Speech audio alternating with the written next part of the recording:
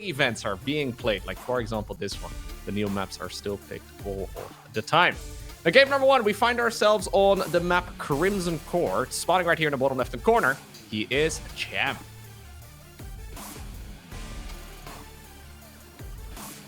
And the upper right, in the blue, his name, of course, is Kelazhur.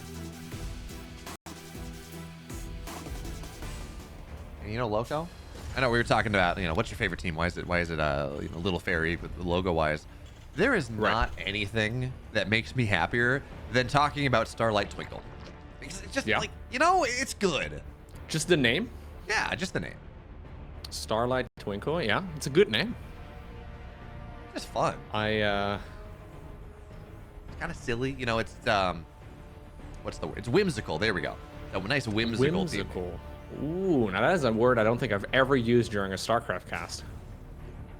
We got to add new words to our vocabulary. Whimsical could definitely be one of them. Yes, this whimsical game of murder and bloodshed. Exactly. But I wouldn't be surprised if we're going to see a more macro-focused style here from both players. There's definitely a chance that Cham is going to be aggressive. Obviously, Kelazhur is also known to throw some curveballs. But in general, we do see these guys playing pretty macro-focused most of the time. So far, everything's very normal. I really feel like today, for the most part, we've had a lot of very quick and dirty games, right? A lot of very aggressive pushes. No real big macro games yet. I feel like if we're going to get those, this could certainly be the set. Yeah, and I'm curious your thoughts, actually, because we talked about Kelazhur. He played that mech game on Radhuset, which I think Radhuset's a pretty solid map for mech for the most part when it was in the pool. But how do you feel about Radhu or mech or like a tank-based style on Crimson Court, right? You get a lot of sieged up areas, a lot of high ground, low ground play. You have these kind of awkward expand paths. It strikes me at first glance as a map that would be fairly good for mech, but what do you think? Yeah, I agree with you. I feel like most of the mech games that we've seen so far on the new patch still involve a lot of Cyclone play, and it's not entirely figured out here. So I feel like the more comfortable style, especially when you're playing a big event like this one, is to just play good old bio, right? And that is not something that Kelazhur shies away from or anything along those lines. He's getting a good number of kills, by the way. Forces the Spore Crawler twice already. Not a bad start at all. This is a quick triple hatch opener right here from Cham. Now, there are definitely some good siege tank positions too, right? That base in the center with the rich Vespian Geyser is really nice. You can control that section of the map pretty easily, but I feel like lately, whenever I do see Terran mech, it starts off with about a gajillion Cyclones. And even though the unit has once again changed quite a bit, that still seems to be what a lot of Terrans are favoring. Ooh, nice trap. Oh, yeah, there we go. Nice trap there on the Reaper. But I get what you're saying. It's not like you talk about this. I think it's fair. It's probably easier for a Terran player to eventually control that kind of middle map, gold, rich Vespian base. More than it would be for Zerg at this point, just because the high ground, the low ground setup. And generally, when we talk about mech, it's the race to get 8 gas, right? Before then, it's a little unimpressive. One of the reasons we go Cyclone play is because of that. But once you get up to 8 gas, or in this case 7, if you take the rich Vespian, well, you're able to make that happen. And that being said, it's kind of pointless to talk about at this point because there's a second barracks on the way. Stim's on the way. Kelazhur, he's going for the TY 2-1-1 type of idea. A couple Hellions, not a ton. Stim very quick. Third base on the way, and well, tempo is the name of the game. Yeah, exactly. That's usually what you're aiming for with bio. We do see some players take it as well the way that, for example, Maru likes to play it, right? They go for a more, well, passive approach. Korean Terrans in general seem to play that quite a bit, but Kelazhur drives in, finds a bit of weakness. He knew that his opponent decided to go for the quick triple hatch opener, so he can actually catch a bunch of these drones off guard, but this is usually what happens. Initially, those Hellion drive-bys look amazing, but then ultimately, we're talking 4 Hellions in exchange for 4 drones. When you're trying to play that tempo game, I really don't like that too much. Those trades never really work out all that well. Hellions just parked over at the third base, or maybe later on morphed into a bunch of Hellbats. Can really help against Ling run buys, but anyways, Kelazhur getting the 1-for-1 trade there. I guess, yeah, that's a slight advantage for the Zerg for sure. Yeah, I don't hate it, right? Because at this point, speed's been up for a while. You got a bunch of speedlings. So your ability to kind of sit on the edge of creep and get something done, not really there anymore. Yeah, you can morph them into Hellbats, but Banelings still do a number on that. Like, it's okay, but I especially, again, because you're kind of aiming for a little more, right? Like, it's just 4 drones at, like, minute 4 doesn't really do that much to the Zerg player. Yeah, And now fair. Cham is just able to spread the creep all around the map. He's already doing a great job in that department, by the way. It's like an octopus with a mini-map right now, dude. He's just spreading it everywhere. Got a lot of tentacles. I'm a little surprised to actually not see him mining out at least one of the mineral walls. You know, just to give yourself really nice expand patterns, because I don't know that you want to take the rich gas fourth that early. It's very, very exposed. And some good siege tank positions too around those minerals, right? Yeah, right. You want to shut down anything like that. Now, granted, Kelazhur is going for this effectively 2-1-1. Again, the TY 2-1-1, so it's a little bit slower. But he's got this pressure right now with 16 or 14 Marines and a Widow Mine, and all this pressure on the map creep's going to start to go down. And Cham's not quite where he wants to be just yet. He's got Lings on the way, but he's going for this Roach play. And there's just not a lot of Lings on the map. It's all going to be about these Queens. Widow Mine goes off, and Kelazhur just stims on top of everything. Wow. This is a ton of damage from the Brazilian. Yeah, you don't usually expect this many Marines at this stage in the game when you're going up against a Hellion opener, right? So this is catching Cham way off guard. In the middle of a Roach Ravager transition, he suddenly has to deal with a lot of Marines that he's not prepared for at all. I don't think Kelazhur believed he was going to be able to deal this much damage either, because he decided to unload those Marines, well, off creep, right? Like, he was doing that very conservatively, and then he found a ton of damage. Widowmine almost got to fire another time, but now the hatch is pretty low too. This is about the most damage you can really hope for, because this was just to test the waters. This was just a little bit of pressure. And I think Kelazhur will be more than happy to trade, like, what, 8 Marines or so for that many kills on his opponent's side of the map. Oh, yeah. 5 dead Queens, drones, 28 Lings. It is a coup that Kelazhur was able to get this much done. And I think, in part, you talk about, well, you know, this is a weird timing. Cham didn't expect it. I think the big win there was that Kelazhur dove in with 4 Hellions, not 2. Generally, with a TY 2-1-1, you get 2 Hellions, you're active on the map a little bit, but you put Marines behind. Because he got 4, it's less likely that this was going to be some sort of Marine pressure behind, and it just tells a strange story. Yeah, for sure. Now he's smelling like he can actually kill this base, by the way, and he may just be right. There's Ravagers coming in. I mean, I think he just killed a base here and get on out. He wants more, though. He's certainly going to kill the base. Don't worry about it, but it does feel a little greedy. Well, it was within tank range, so it was going to die anyway. It's like, look, the tank, the base is 100% dead. Let me see how much more I can get here. And for now, he's getting this is a Roach Ravager composition, Loco, and Kelazhur's up in army supply. Speed. Yeah, he forgot Roach speed here, so any sort of counterattack is going to hit significantly later. Cham did go 1-1. Roach speed is supposed to finish at the same time. He checked for it when he started up 2-2, and he realized that he never actually had it. So that means that Cham is forced to play defensively for another little while, and I guess that's exactly what we're going to see. But that's allowing Kelazhur to go into 4 base play now, right? He's going to make another command center. He is, he's cruising. Oh, no, the Ravager's at the front of this army as well. Oh, my God. Okay. Well, that is absolutely crushed. One of the important things that you got to remind, if you're playing this Roach Ravager style, like against ZBZ, ZVT, ZVP, whatever it is, you want to be constantly making sure that the Ravagers are at the back of the army. The Roaches are the beef, the Ravagers are the damage. And Kelazhur, he just caught a bunch of Ravagers when that was not the case. Now, Cham does have... He can get another base. I think so. I think he's just going to stim there and kill it again. Oh, no. Oh, poor Cham. When it rains, it pours, man. This is... You were talking about the tempo style. This is an amazing example of exactly that. Like, you deal a little bit of damage here and then a little bit of damage there, and then suddenly the game is over, man. He's doing so much work. Obviously, Cham still has an attack coming, so he's got 2-2 and Roach speed, I guess. But that's effectively an all-in. Yeah, I would like... Cham's got Infestation Pit. God, this hurts. I would like to see Cham's got Infestation Pit, right? So I would have loved to see a couple Infestors.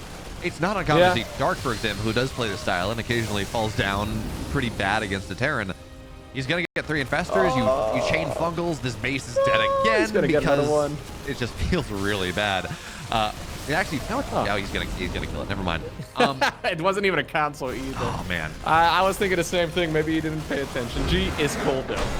Kelazhur, well, absolutely destroys him in game number 1. Like, that wasn't even particularly close. I mean, in the end here, Cham had like 130 supply, which doesn't look that terrible, but when it's a Roach Ravager-based army, you're supposed to be dominating the Terran supply-wise. And well, that game was Kelazhur from start to finish. Ever since the first Reaper went across the map, he killed like, what, 3 Zerglings and forced a Spore Crawler morph in like twice. Like, it was so good. I think if you're Cham there, like the moment you take all that damage, you just drop an Infestation Pit. You know that you're not going to hit your timing or Ravager timing. Get those infestors out. That's your comeback window. It's not an easy one. Absolutely, so much damage. But at least you're giving yourself that comeback window. Whereas he was very late on the infestation. Not very late, but given the context of the game and given what you have to do to make that comeback happen, pretty late on the infestation pit, pretty late on the infestors out of that as well. And you got to give yourself avenues to come back. Re-expanding and letting the Terran harass you to infinity and beyond is not how you make that comeback happen. Yeah, I think he was maybe hoping that he was going to be able to do like a 200 supply 2-2 push or something like it, you know, one of those comebacks. But I do agree that like when you at some point realize that that attack is most likely to not work anyways, mixing in a few infestors, especially now that you have fungal pretty easily, I don't think it's a bad play, because it's much more likely that you're going to be able to come back with a big fungal growth than it is when you go for like a big attack and win the game straight up, right? But anyways, Cham made the decision there at some point, right? When you're falling behind, you start getting further and further behind. And honestly, Kelazhur played that out brilliantly.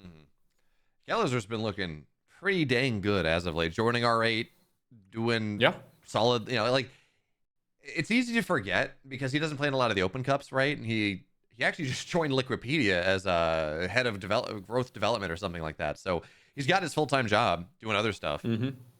But he's been playing a lot better as of late. So Loco, he's up 1 right now. We got game 2 on the way. It's going to be Side Delta, and we're getting right into it.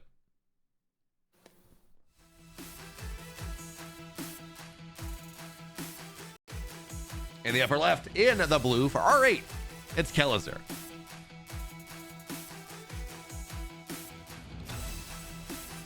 And his opponent, down in the bottom right, forced to GG out in game number 1, it's Cham.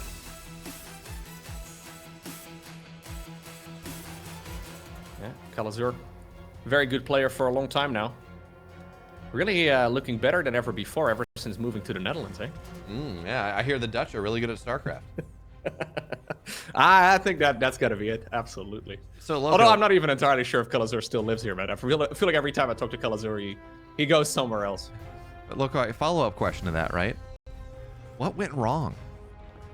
To me? Yeah, we talk about Dutch being good at StarCraft. What went wrong? Those who can play cast, as we all know. Those who failed becoming a professional gamer, they end up casting. It's just funny. Again, I was pulling up like your Wikipedia just to make sure I got your name right for the overlay today. And you know, you're like, so first of all, we saw that like the picture of baby Loco down in the gallery below. But also, it's like your description says, you know, he was interested in being a pro gamer, but quickly realized it wasn't going to happen. So instead, he went and became a content creator. I'm like, man. Yeah, I don't know who wrote that. They're not incorrect. It's just, you know, it's that Dutch directness in that paragraph that is almost a little rude. It's a little harsh, right? I can live with it, but yeah, no, that is. I did try to be really good at the game, and then at some point, right? I think in a lot of people's minds, hitting Grandmaster League or whatever is when you're good at the game. And sure, you're good at the game, but you're nowhere even remotely good compared to the pro gamers. There is such a massive difference between hitting higher ranks in StarCraft 2 and actually being able to consistently win against pro gamers. It's nuts. Although I will say that the one accolade I have is that I've never lost to Sarah. Neither have I. So, you know, really? Yeah, I've never played him either, but you know. Oh, well, okay. Yeah, that's me neither. No, it's kind of like I didn't feel comfortable casting until I hit Masters, because it's like, you know, I want to at least be able to speak the same language as the pros rather than like, I'm not fluent, but at least at least I've taken like, you know, StarCraft 101 at that point. Yeah. Oh, they're waiting. They once again want to get this around. Oh, lovely little move right there by Kelazhur as he dives into the main base regardless and gets a couple more kills. Not bad at all. Honestly, those moves are a mental hit more so than anything. God, that was super quick Lara, by the way, here for Cham. Yeah, no speed either. So, you know, earlier we talked about how a game was feeling a little Nidusy, and it wasn't. Obviously, it was just Hydra Ling because it was Miyamaika. So, what do we think here? Is this Nidus? Is this a German taxi? I mean, no, I don't think it's a German taxi because he would have already started up Overlord speed here. He's got a gajillion resources in the bank too for this stage in the game, and he just spent all of his larva, so he doesn't really have much he can spend on. It's only single Are gas. we just gonna go mute us? Like, is that the plan here? But shouldn't you have a third base? It's an infestation pit? I have no idea what's happening right now. He was on single gas that early. And Yeah. generally, Yeah, it's weird. He did have 200 gas just now, but apparently he decided, nope, that's not what we're doing. This is going to get scouted immediately by Kelazhur, who will probably also have similar alarm bells going off in his head. I mean, against Protoss, you would think maybe a Swarm Host opener or something like that, but that would be incredibly unlikely. Usually an Infestation Pit in this matchup is to go into Hive, but, I mean, yeah, Vipers are good, sure. Adrenal Glands is great, sure, but none of it really is going to just straight up win you the game.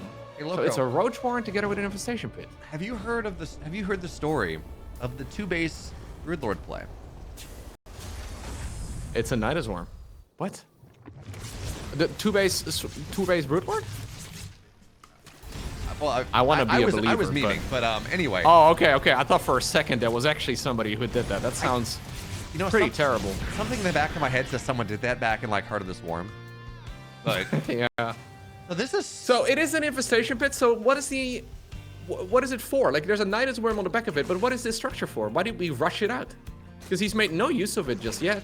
Was this a misclick? Like you meant to drop Roach Nidus instead of your own Roach Swarm Host?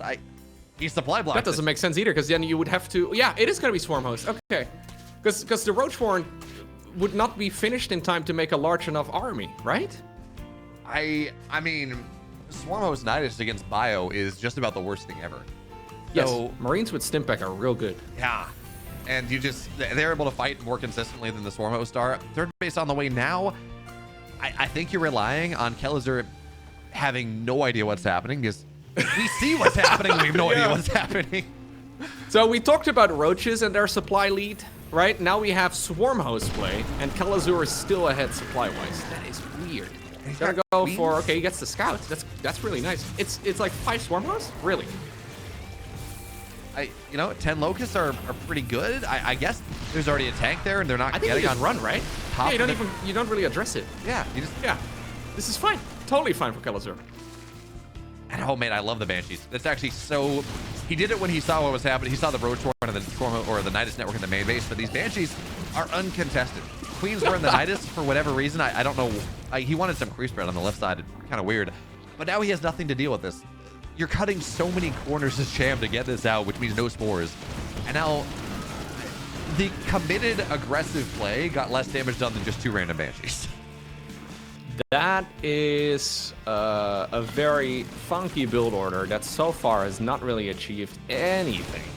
At this point, Kelazhur is going to be on 3-base economy. He's adding on his additional barracks, which I really do like, because that's effectively just turning into, it's just turning into a massive push, right? And the thing is, against Protoss, Swarm Hosts, yeah, they force the Protoss army to run away, but Marines can just meet those Locusts. They don't really care. They gun them down really quickly, and at that point, Zerg doesn't really have an attacking unit. Plus, yeah, look at this. Terran structures can fly. So unlike a robo facility or anything along those lines, you can just, lift up your structures and micro against it. So unless you assume it's Terran mech or something like that, I think even against mech this is not particularly great. But unless it's like just straight up vanilla mech, GG is cold. Kelazhur wins an easy game number 2. Even against vanilla mech, there was no...